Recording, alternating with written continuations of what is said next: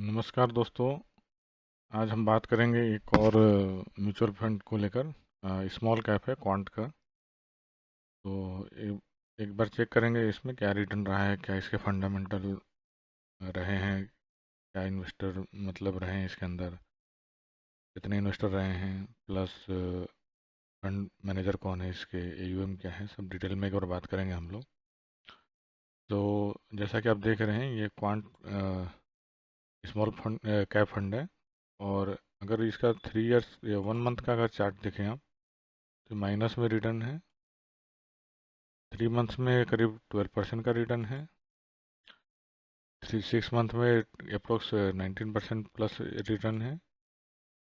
1 year में 14% return है। 3 years में अप्रोक्स 19+ % है। और 5 इयर्स में 18.57%। एंड ऑल टाइम अगर चेक करें तो 17.74% है। तो अगर रिटर्न चेक करें तो कंपनी एवरेज एक रिटर्न दे रही है।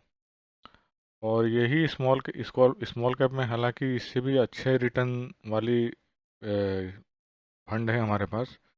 बट ये लेने का रीज़न अगर मैं बता दूं तो इन्वेस्टर के हिसाब से देखा है मैंने, जो एक्चुअली बहुत सारे फंड है बट इन्वेस्टर इसमें सबसे ज़्यादा हैं। और ये टॉप रैंकिंग में आती है एक्चुअली इस ये क्वांट स्मॉल कैप फंड। तो आगे बढ़ते हैं। जैसा कि मैंने आपको रिटर्न दिखा दिया, अभी अगर चेक करते हैं कि कैलकुलेट अगर आप करो इसको, कि अगर आपने 3 इयर्स में पहले आपने 1000 रुपये की एसआईपी की होती तो आज की डेट में उसकी वैल्यू जो है 49,150 होता है।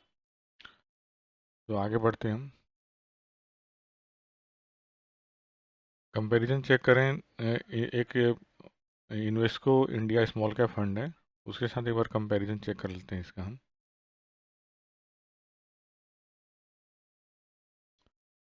तो आप देखेंगे जैसा कि 3 इयर्स रिटर्न में क्वांट स्मॉल कैप ने 19.45% का रिटर्न दिया है, जबकि इन्वेस्को ने 24.73% का रिटर्न दिया है।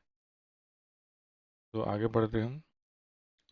सेम 6 मंथ में अगर दोनों को कंपेयर करें तो अप्रोक्स बराबर ही रिटर्न दिया है दोनों ने ही। 1 ईयर का चेक करें तो 1 ईयर में भी अप्रोक्स दोनों सेम है।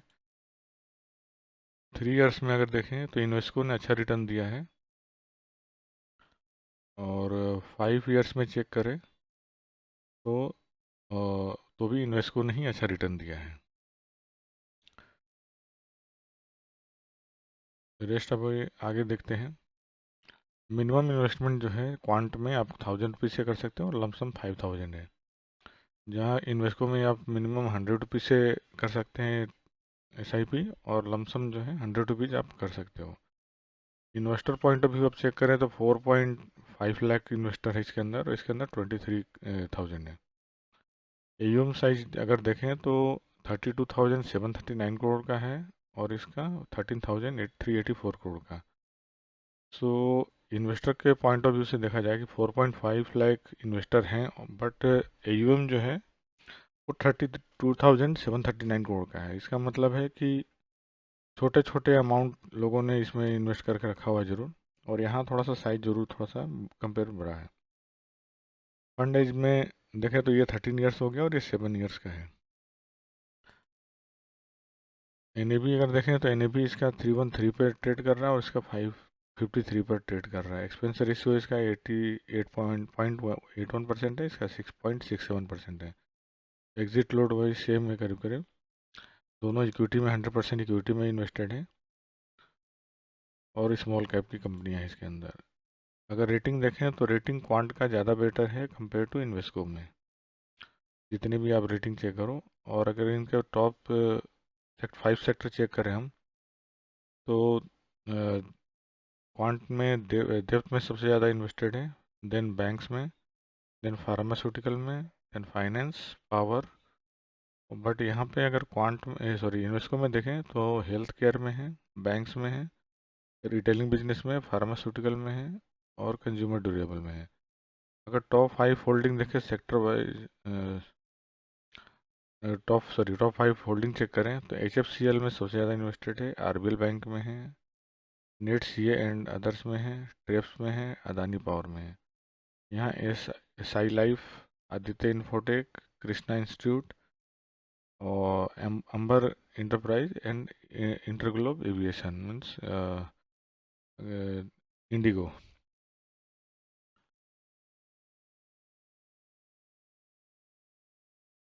तो आगे बढ़ते हैं हम इसके में।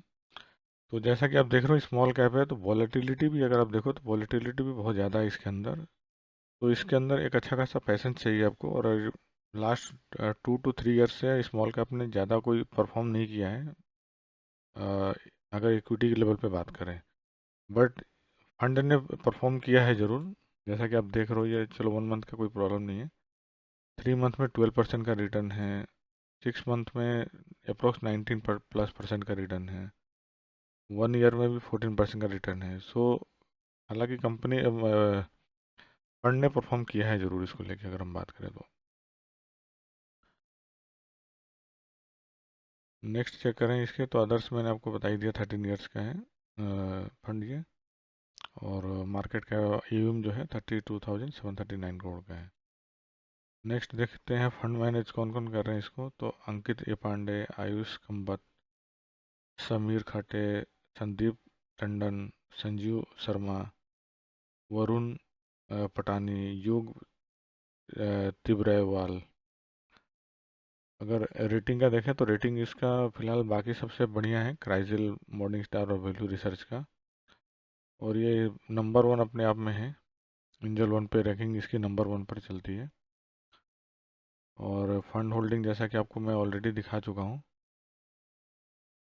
डेब्ट में है, बैंक्स में है, pharmaceutical, finance, power, telecom services, industrial products, textile and appears, construction, metal and mineral. आप देख रहे हो जैसा लिस्ट है यहाँ पर, बेवरेजेस, ट्रांसपोर्ट सर्विस, करीब करीब सभी। इवन म्यूचुअल फंड में भी नहीं कवर नहीं किया है एक्चुअली, शायद एग्जिट हो गया होगा इसलिए 0% होगा इसका, जो दूसरे म्यूचुअल फंड में इन्होंने एंट्री किया होगा। टॉप होल्डिंग देखें तो HFCL, RBL बैंक। मैं एक बार थोरोली देख कर देता हूँ कि आप अगर देखना चाहो तो आप देख सकते हो इसको। नंदराठी, Sun TV, ICICI bank, Bikaji, P Pfizer, Karnataka bank, NCC, वेल्सम, JM finance, IRB, Manappuram finance, Apollo tyres, IDFC, LIC housing finance,